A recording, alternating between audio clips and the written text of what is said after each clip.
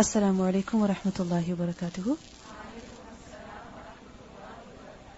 نحمده ونصلي على رسوله الكريم أما بعد فأعوذ بالله من الشيطان الرجيم بسم الله الرحمن الرحيم رب اشرح لي صدري ويسر لي أمري واحلل عقدة من لساني يفقه قولي ربنا زدنا علما. Lesson number 173, Surah Al-Muminun, ayah number 23 to 50. وَلَقَدْ أَرْسَلْنَا نُوحًا إِلَىٰ قَوْمِهِ.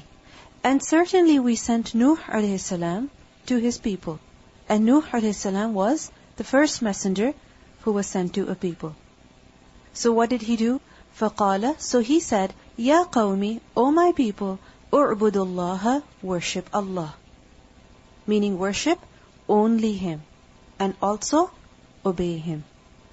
Because worshipping Allah means believing in His oneness, affirming His oneness, worshipping only Him, asking Him for help only, as well as obeying Him. So, Ya qawmi, u'budullaha, worship Allah. Why should you worship Allah?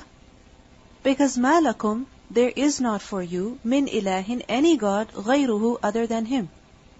The reality is that your God is only Allah subhanahu wa ta'ala.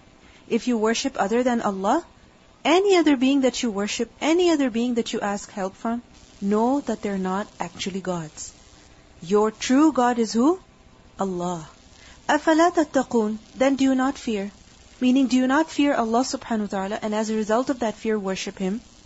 When He is the only God, when He's the only one who deserves worship, when He is the one who created you, when He is the one who has absolute authority and power, do you not fear refraining from His worship, avoiding His worship? Because we learn from the Quran that إِنَّ الَّذِينَ يَسْتَكْبِرُونَ عَنْ عِبَادَتِي سَيَدْخُلُونَ جَهَنَّمَ دَاخِرِينَ. Those people who are too arrogant to worship Allah, those people who are too arrogant to submit to Him, they will be admitted into hellfire. So a person cannot say that, oh, I'm not going to worship Allah, I'm not going to worship anyone. I'm fine as I am.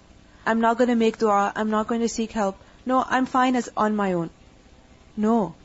A person cannot be like that. When Allah subhanahu wa ta'ala is the only God, He deserves worship. It is our obligation to worship Him. It is our duty to pray to Him. It is an obligation upon us to show servitude to Him. So He asks the people, أَفَلَا تَتَّقُونَ, do you not fear Allah? Do you not fear not worshipping Him? Do you not fear that you are worshipping other beings besides Him, when in reality He is the only God? أَفَلَا تَتَّقُونَ. So we see that in this ayah and in the following ayat, the story of Nuh alayhi salam is mentioned. At the beginning of the surah, what did we learn? About the characteristics of the believers. And that the believers, they're the ones who will be successful. Where? In this dunya as well as the hereafter. قَدْ أَفْلَحَ الْمُؤْمِنُونَ.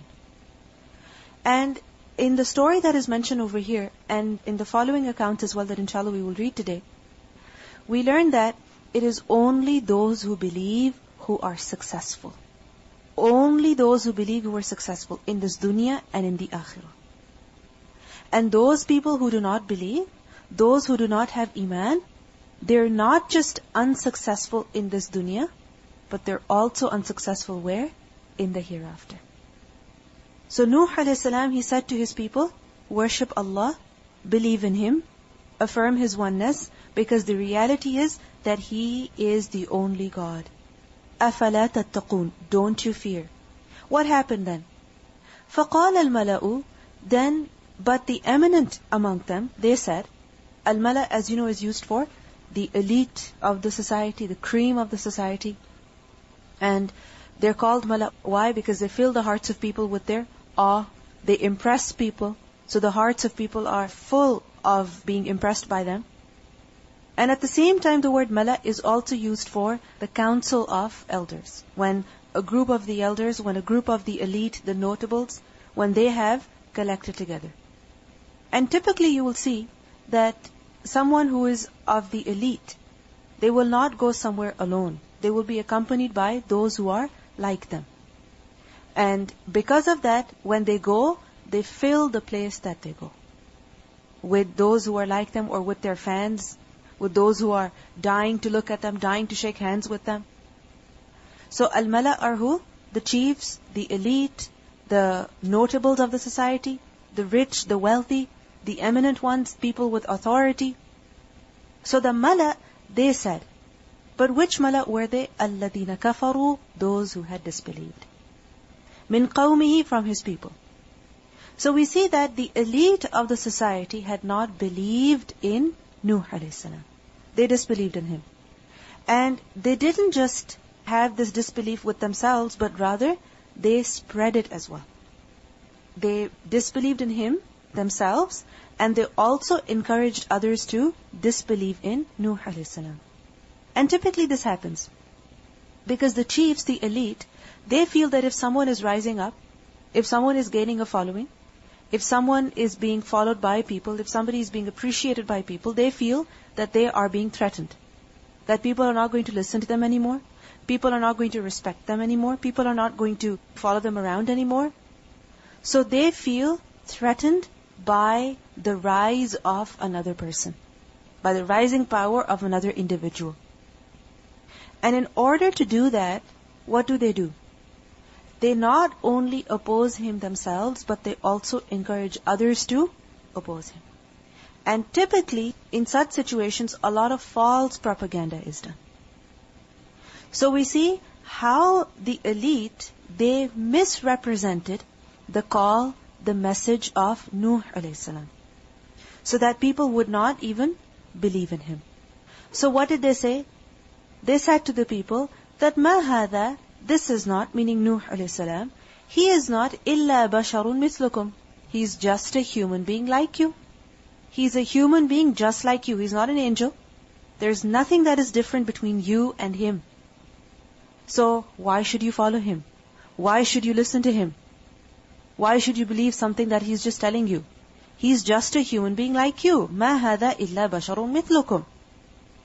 But this man, he has some hidden agenda. This is why he's making this call. And what is that hidden agenda? That yuridu, he wants, an yatafaddala alaykum, that he should have precedence, he should have superiority above you. Yatafaddala from the root letters? Fa, dad, lam, from the word tafaddul. And tafaddul is to gain superiority over someone, to get precedence over them, to be greater than the other. So he just wants to have superiority over all of us.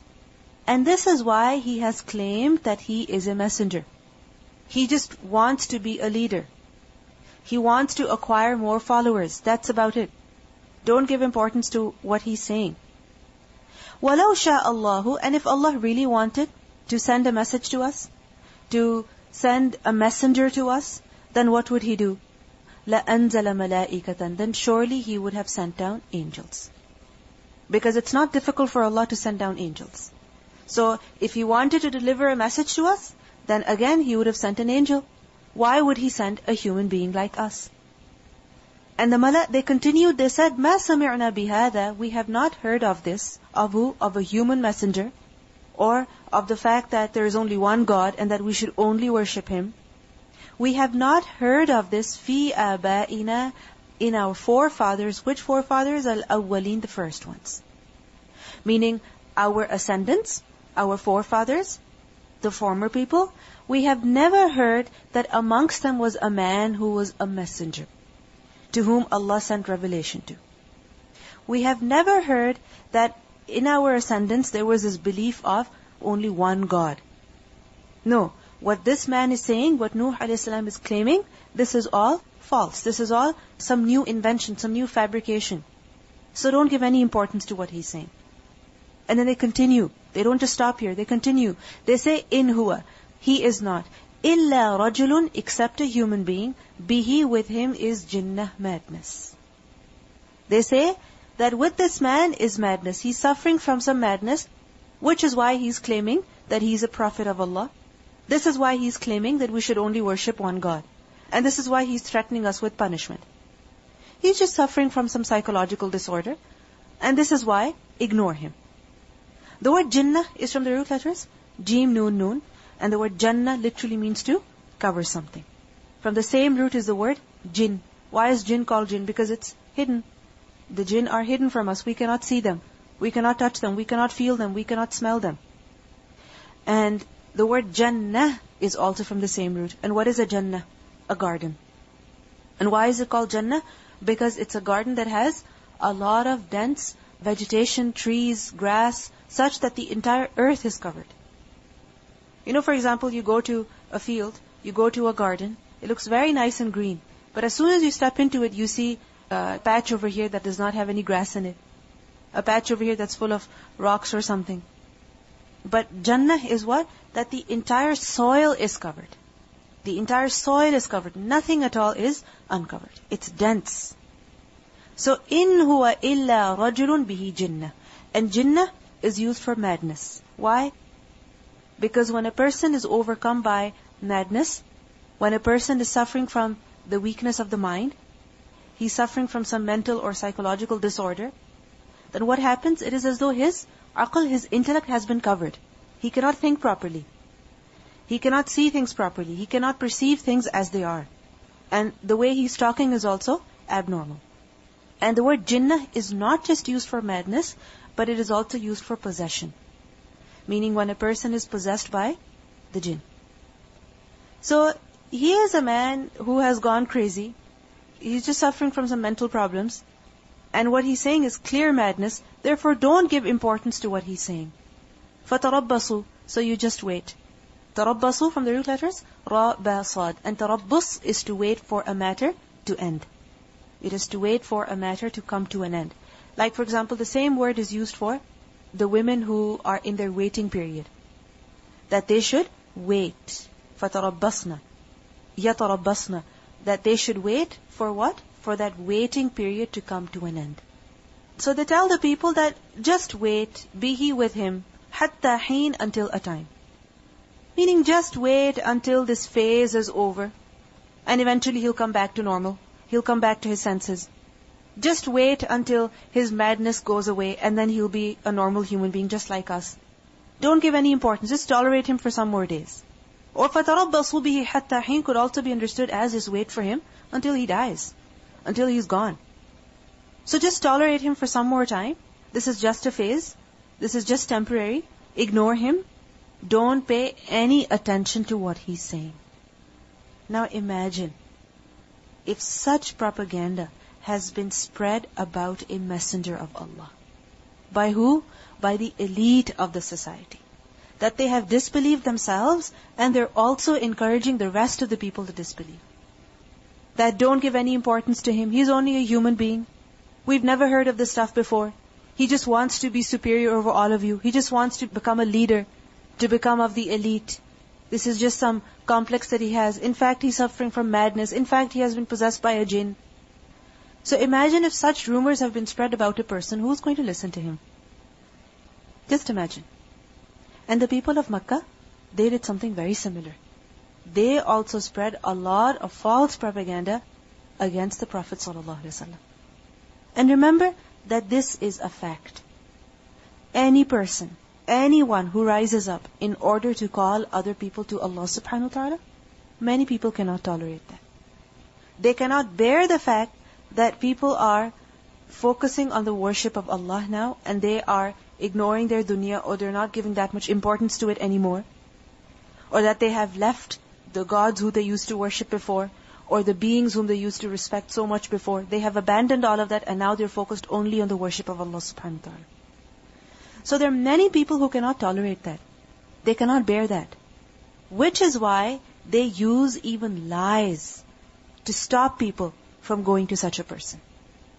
To stop people from following him. To stop people from listening to that person. And if you analyze, there have been so many scholars of the past, of the present, who are spoken about in this way. That people who are talking nothing else except the Quran and Sunnah. They're telling people about nothing else except that they should improve their lives so that they can have a good hereafter. This is all that they're focused on. However, sometimes people will attack their personalities. Sometimes people will attack their backgrounds. Sometimes people will attack what they are saying, where they have studied from, the books that they have written, or the things that they have said. People do not spare them. Why? Because all of a sudden there comes this one person and so many people are listening to him. What about us? And we see that this was very common even in the past. That when the scholars, when they became famous, when people would go in order to learn from them, other people would not tolerate them. Because who's going to come to your shop now? Who's going to come asking you for help? Who's going to come asking you for advice? So we see that the elite, they're the ones who suffered from this problem as well. And they aroused the people against Nuh alayhi salam. They're the ones who spread false rumors about Nuh alayhi salam to turn people away from him. Now obviously, people would not come to Nuh alayhi salam, and no matter how much he tried to tell them, they would not listen. So what happened? قَالَ Nuh alayhi salam said, Rabbi, O my Lord, unsurni, you help me, bima kadhabuni, because they have denied me. When did Nuh alayhi salam make this dua? After 950 years. It wasn't that after the first day or the second day, he said, oh my God, they're saying such things about me. Ya Allah, they have denied me, so help me against these people. No, he continued. Despite the fact that people were talking so negatively about him, he continued. He kept on telling them. He kept on warning them. He kept on advising them. But still, when they did not believe, when he realized that these people are not going to believe, then he prayed to Allah that Rabbin surni, O Allah, support me. Give me help.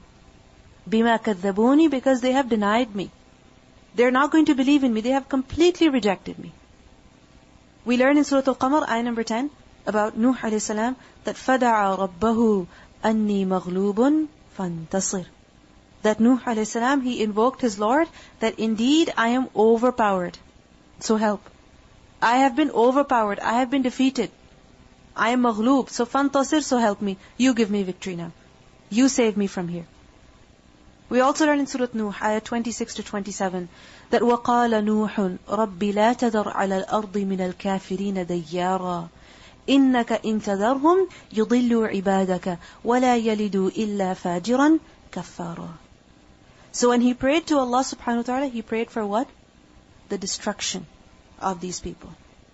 As we learned from the ayat in Surah Nuh, that Nuh alayhi salam said, O my Lord, do not leave upon the earth from among the disbelievers even one inhabitant, even one dweller, even one person who remains alive.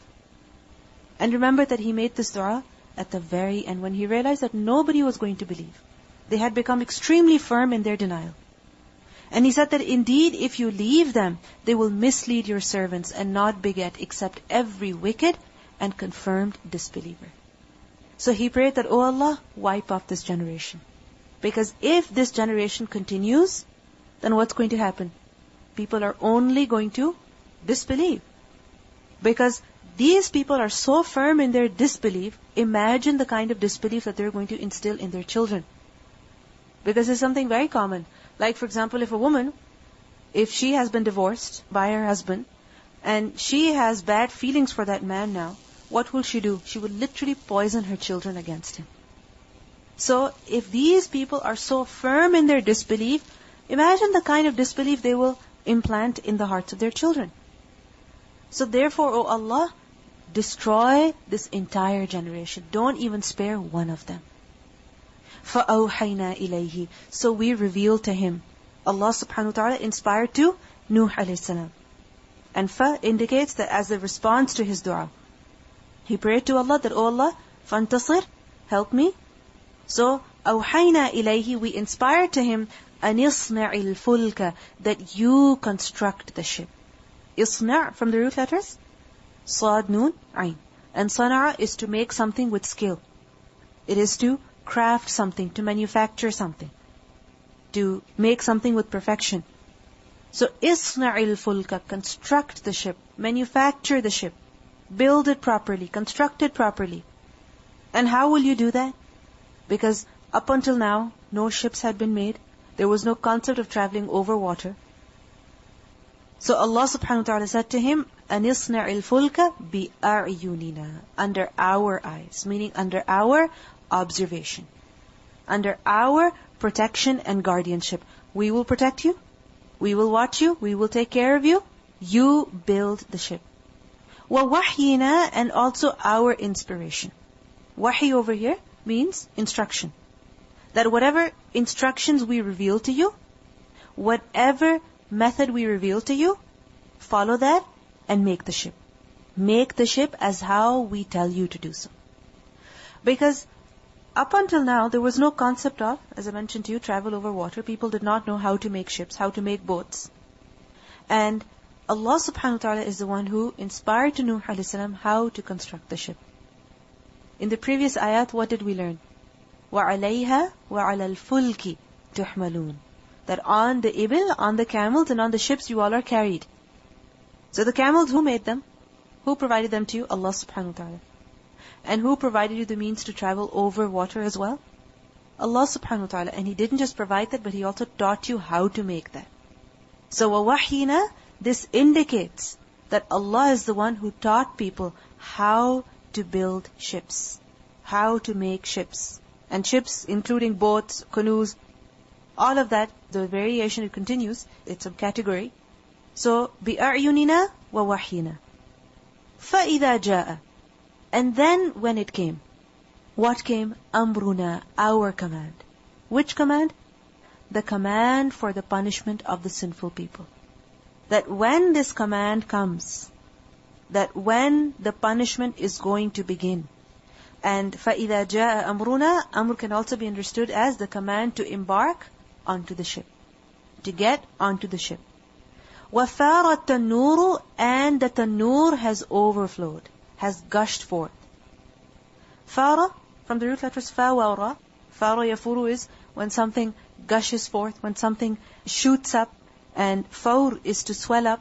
Basically it's used for boiling, when something is boiling in a pot, or when fire is raging, is extremely furious, and the flames are rising upwards. So, وَفَارَ التَّنُّورُ, and the tanur, it gushes forth. It swells up, it boils over, it bubbles over. So what is this tanur then? We have done the meaning of the word tanur earlier in a lot of detail. What are some of the meanings? First of all, baking oven. That there was a particular baking oven. When the water gushes out of there, what does that mean? That the punishment has come. The flood has come. When the water gushes out of there, then the water is going to spread everywhere. The flood has begun. As you may know that when a flood comes, it doesn't just come by, all of a sudden the whole place is full of water. No. The water flows in and then it rises upwards as it comes in. So similarly, as the water gushes forth from the oven, that is when the flood will begin. Therefore, فَاسْلُكْ فِيهَا مِنْ كُلٍّ زَوْجَيْنِ اثْنَيْنِ. So this is one meaning of the word tanur. What's another meaning of the word tanur? Okay, according to some, it's the name of a particular place. It's an ism alam. And according to some, it's actually the name of a place in India. However, there are some scholars who say that this flood, it was only in the region where Nuh alayhi salam was. It was only in that region. And others say that no, it was all over the earth. Allahu a'lam what the reality is. But because we don't have any evidence that it was all over the earth, this is why it would be inappropriate to say that this means India. That is where when the water begins to gush forth, then the flood has begun.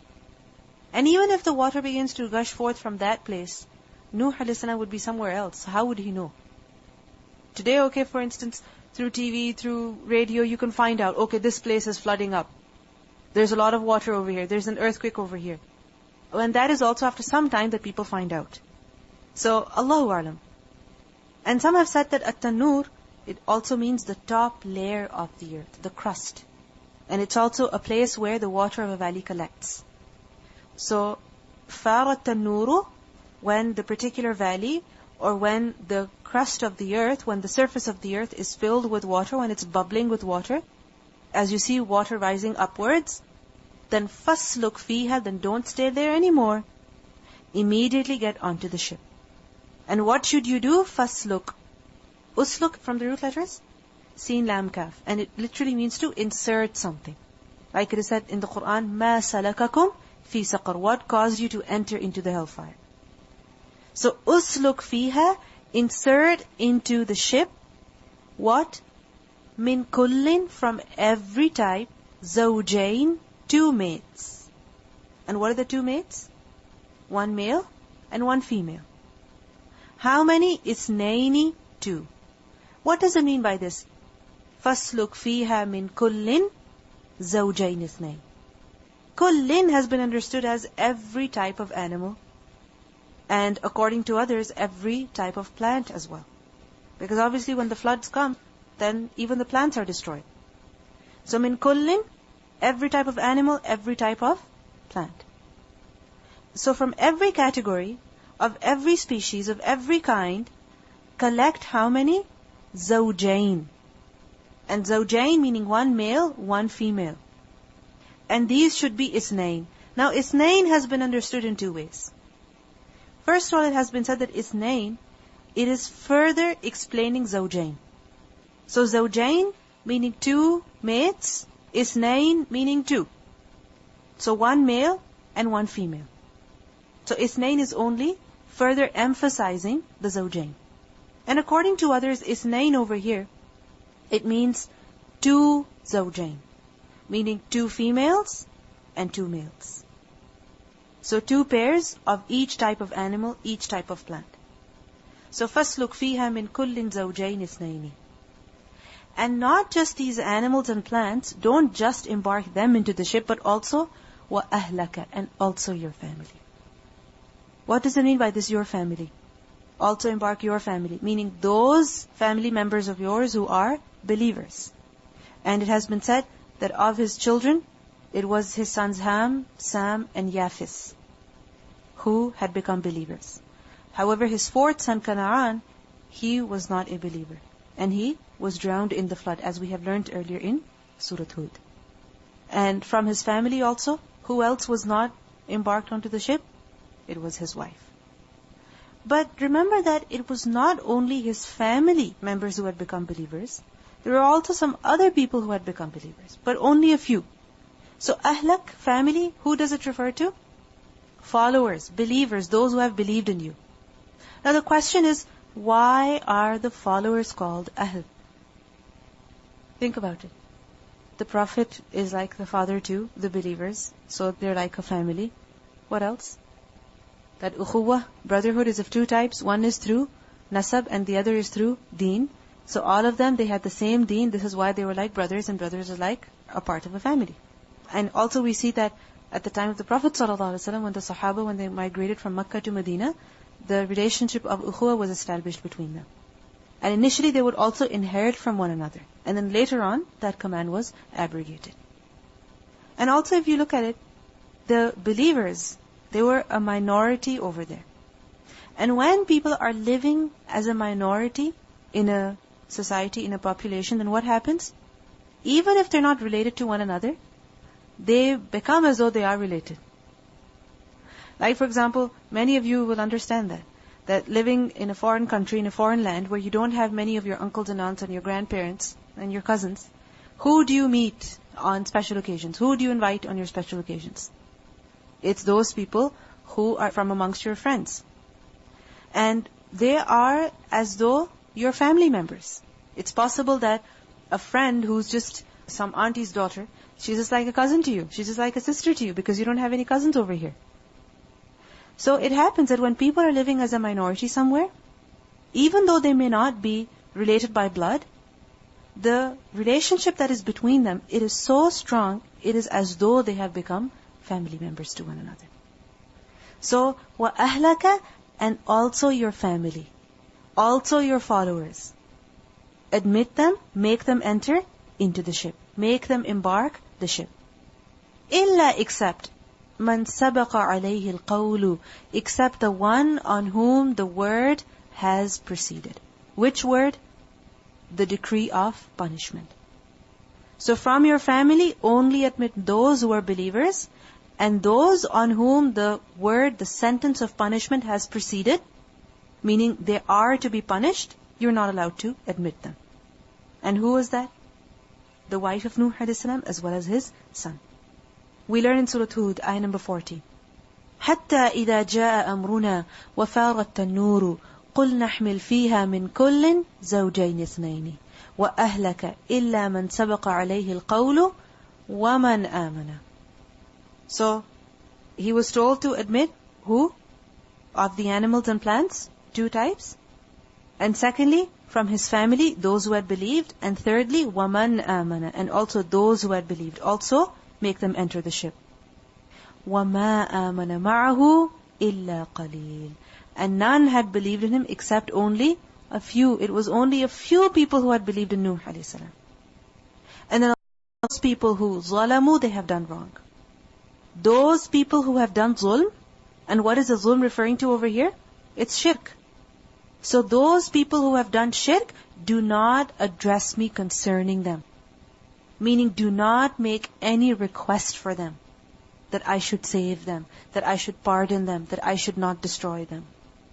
Don't even make a request. وَلَا تُخَاطِبْنِي فِي الَّذِينَ ظَلَمُوا. Why? Because it has been decided that إِنَّهُمْ مُغْرَقُونَ. Indeed, even at that time, when he saw punishment right before him, and he thought he could save himself.